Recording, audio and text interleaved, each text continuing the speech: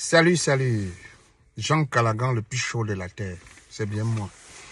Bon, je suis en train de faire cette vidéo aujourd'hui parce que, vous savez, il y a des messagers de Dieu. Et peu importe le temps que ça arrive, mais on se rend compte naturellement que le temps de Dieu, c'est le temps de Dieu. Quand Dieu te demande de faire une mission, tu es obligé de le faire. Parce qu'on se dit parfois, c'est un peu comme la résurrection. Ces choses se passent aussi parfois comme, comment dirais-je, comme le Saint-Esprit qui est en quelqu'un qui te demande de parler et d'aider certaines personnes, moralement, spirituellement, und so weiter. Alors, je m'avais fait allusion à un sujet très important ce matin.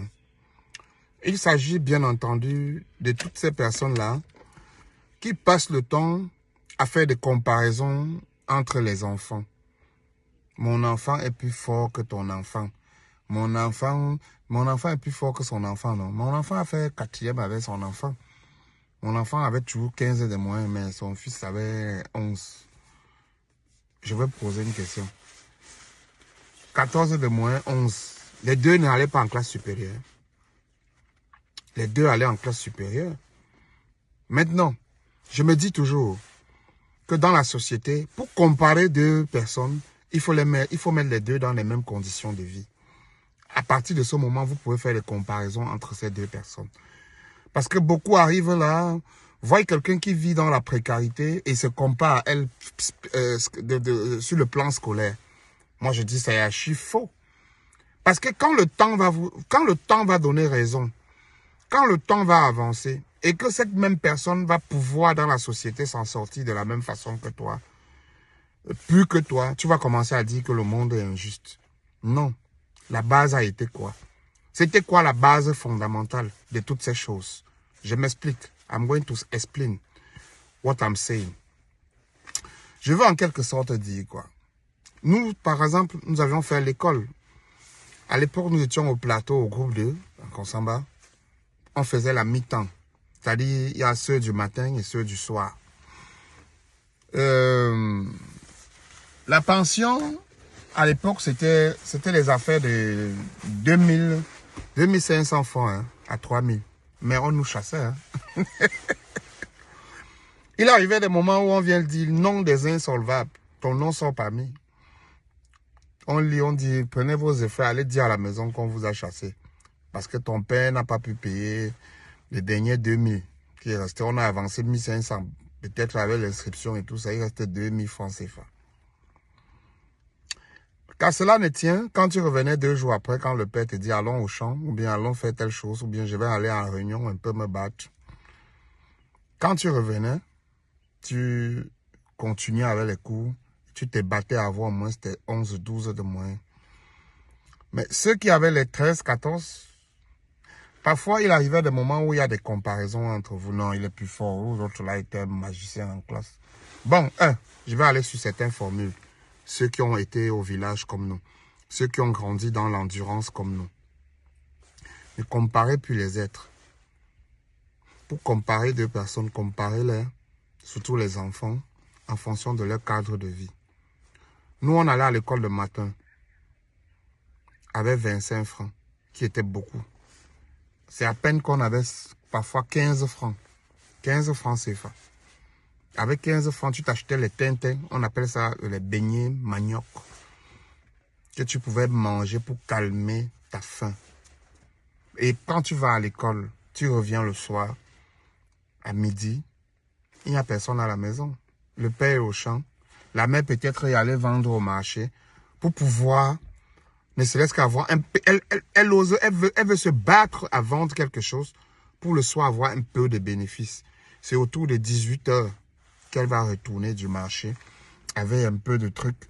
Et la banane qu'elle a fait, peut-être le père va rentrer avec l'arachide qu'elle a acheté. Peut-être le père va rentrer avec la banane le soir. Avant ça, entre-temps, qu'est-ce que tu fais quand tu rentres de l'école à midi? Les autres, on est venu les chercher avec une voiture. Dès qu'ils arrivent à la maison, on dit, tu es rentré? On le déshabille, on sèche même la tenue ou l'habit. Et après, on dit, déshabille-toi, il se déshabille. Bon, va, passe à table. Et il passe à table, il mange convenablement, à sa guise. Et après on dit, il est l'heure de repos. Il va se coucher, il se repose. Après on dit, il est l'heure des coups. Il est l'heure des coups. Le répétiteur est déjà là. Il se lève, on le répète. Après, il mange le repas du soir. Et il se couche, il dort. Il fait ses devoirs de l'école, sans problème. Toi, tu rentres de l'école. Premièrement, on n'a pas allumé le feu depuis le matin. Papa n'est pas là, maman n'est pas là. Qu'est-ce que tu fais? Tu commences à chercher une maison où tu peux aller faire le ndok. Pour voir si on peut te donner un petit truc. Tu essayes de te battre avec en attendant. Parfois, si tu arrives là-bas, pour le ndok, parfois, il faut puiser de l'eau. Il est encore midi, tu as encore faim. Il faut puiser 3 tours d'eau là-bas. Parfois, on t'envoie d'aller écraser le maïs ou l'arachide. Tu es obligé d'obéir. Parce que tu veux faire un peu le ndok. Et parfois, il faut aller marauder à la conquête des mangues, des goyaves, selon la saison. Parce qu'il te faut manger au moins 2 goyaves. En attendant le soir, que tes parents reviennent. Ou faire frire le maïs. Cherchez, s'il n'y a pas le maïs dans votre grenier, allez chercher le maïs quelque part. Ou quelquefois rentrer comme ça et aller prendre ton père au champ. Avant de porter ce que vous allez préparer le soir. Quand le soir arrive, quand tu es rentré, il est 18h, maman est à la cuisine. À peine elle est à la cuisine, c'est vers 19h30, 20h qu'elle va servir un peu de repas qu'elle a pu concocter pour la famille. Tu te dis toujours, non, je vais étudier même après, je vais regarder le truc là après, parce que comme j'ai faim là, quand on va manger, je vais regarder. Après, parfois dans votre maison, il y avait la lampe tempête. Et la lampe tempête que tu vois là, tu veux étudier un truc, on a apporté la lampe, l'autre dit que je vais aller aux toilettes. Le temps de revenir, tu es déjà déconcentré. Mais tu te battais qu'au moins. Parfois, tu n'avais pas de livre. Il fallait d'abord aller chez un ami, copier le devoir. L'autre dort déjà depuis, il a étudié. Il dort depuis. Le lendemain matin, il faut que tu te rebattes pour te nettoyer. Voir si tu peux avoir de quoi manger. Si tu n'en as pas, tu continues à l'école. Maintenant, en fin d'année, on se rend compte que tu as peut-être tes 11, 12 de moyenne. L'autre a 13, 14. Quand on arrive au quartier, tout le monde sait au quartier que c'est un gars qui est trop fort au school. Le school, c'est eux, man. Nous ne sommes pas là pour le school. On est les totos. Mais dans la vraie vie, est-ce qu'on était vraiment des totos? Je ne pense pas qu'on était des totos. Tu n'étais pas toto. Parce que les conditions de vie réunies n'étaient pas les mêmes. Il fallait se battre autrement. Tu es même plus fort. Tu as même une mémoire forte.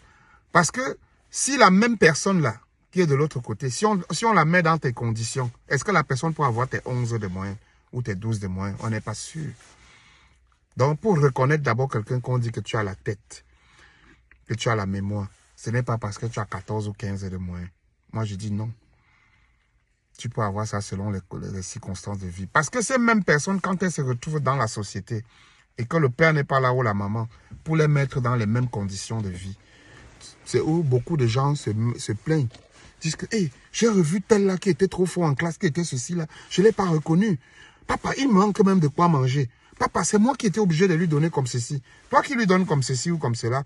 Est-ce que si on faisait tout par l'école, tu devrais lui donner que normalement c'est lui qui était censé être devant toi.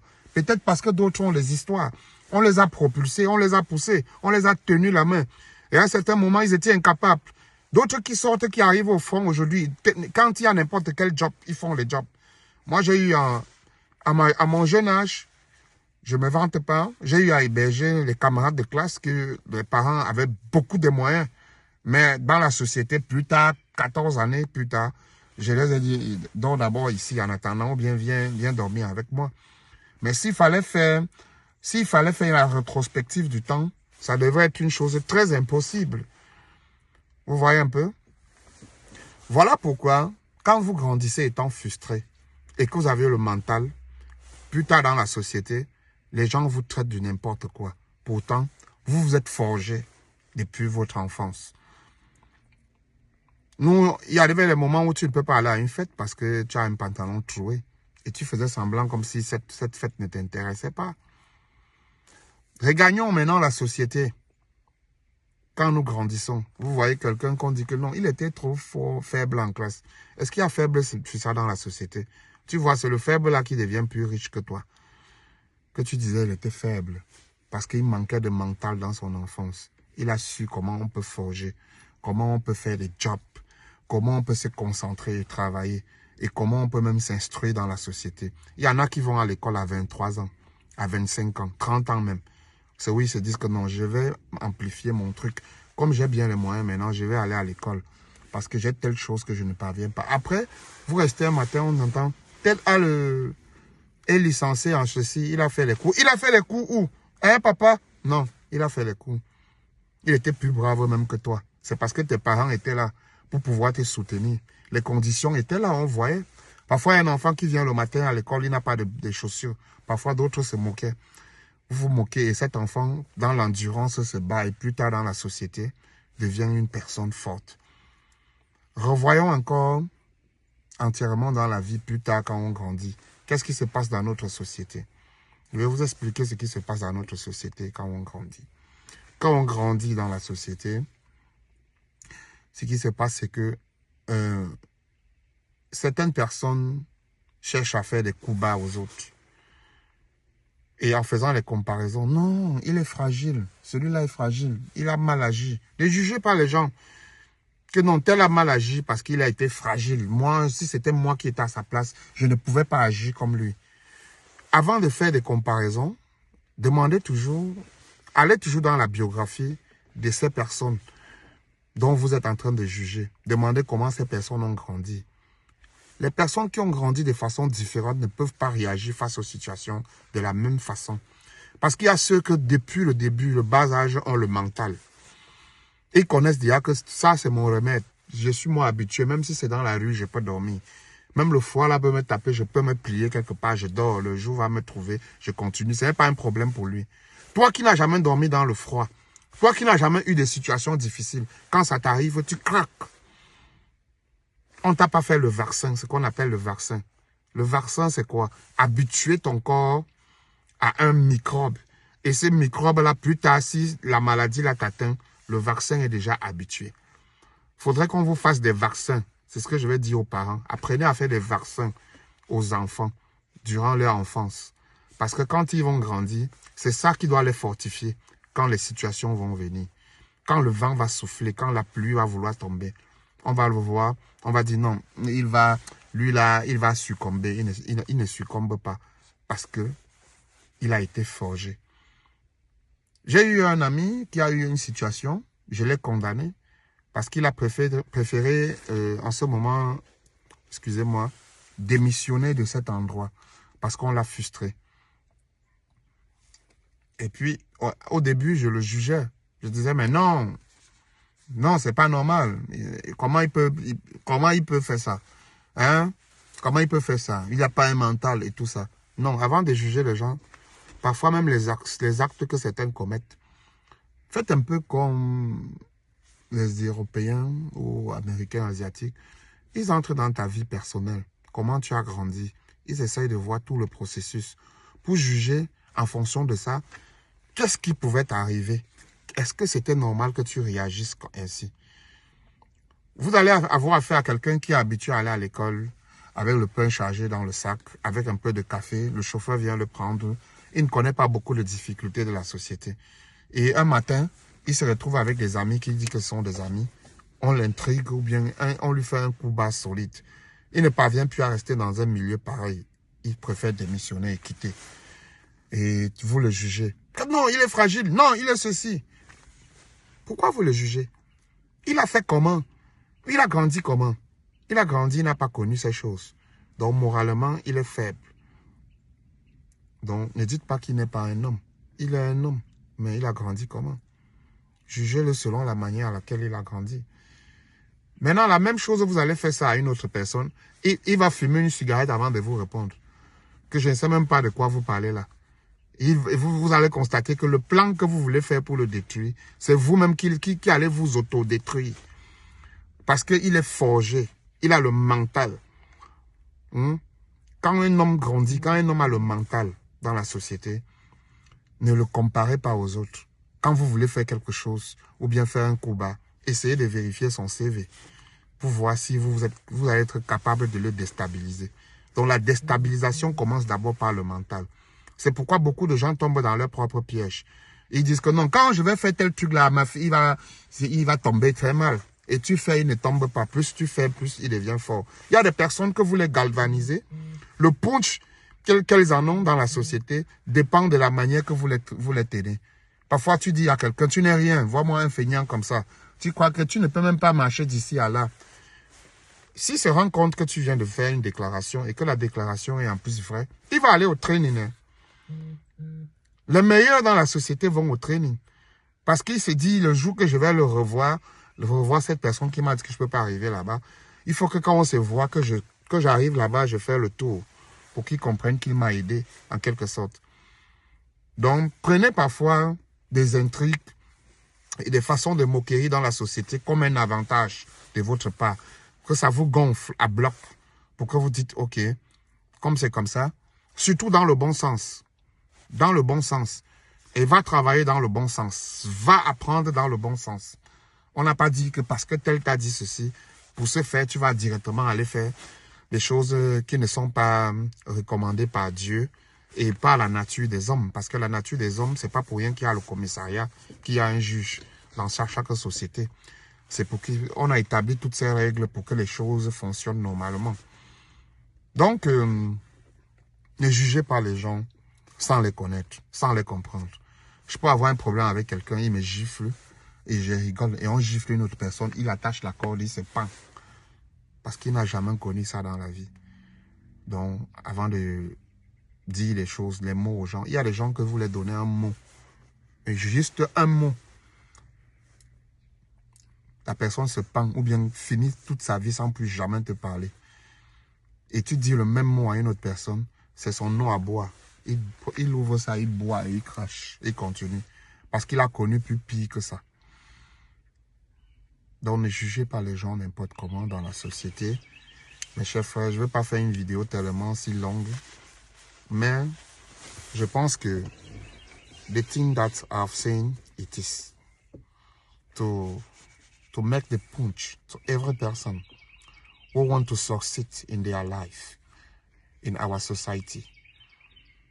So that you get you are going to get the mindset, to get the power, to support all the things that many people can do to déstabiliser you.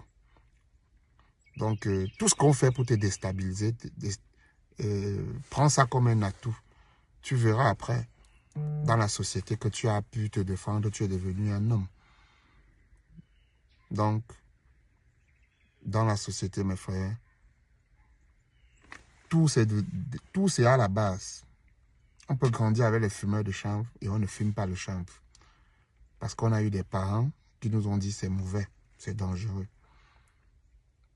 Donc, tout ce que nous faisons, tout ce que nous devenons, les parents sont responsables à 80% de notre devenu.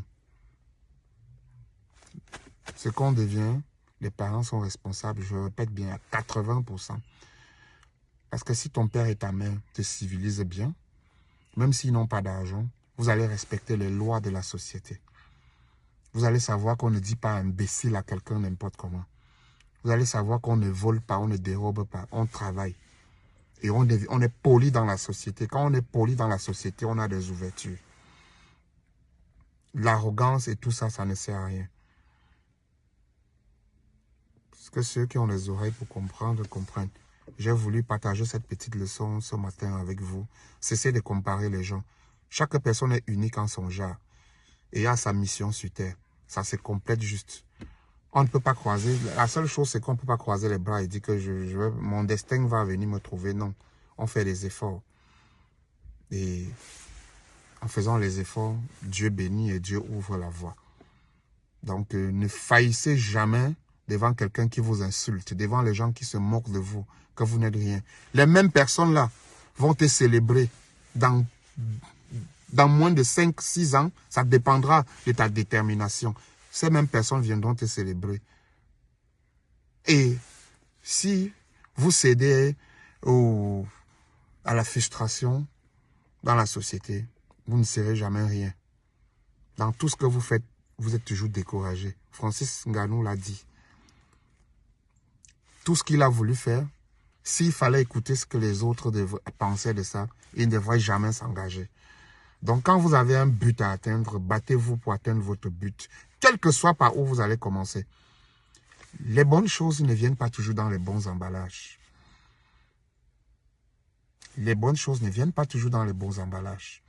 C'est pas parce que tu as commencé dans une situation et la situation n'est pas bonne que tu vas vouloir te consoler en toi, dire que même Dieu a déjà comme c'est une façon que Dieu veut me montrer que c'est pas bon. Qui te dit que c'est pas la 5e fois qui sera la bonne? Ne jamais perdre espoir. Jean Callaghan is my name. Je vous aime très très fort. Bonne soirée.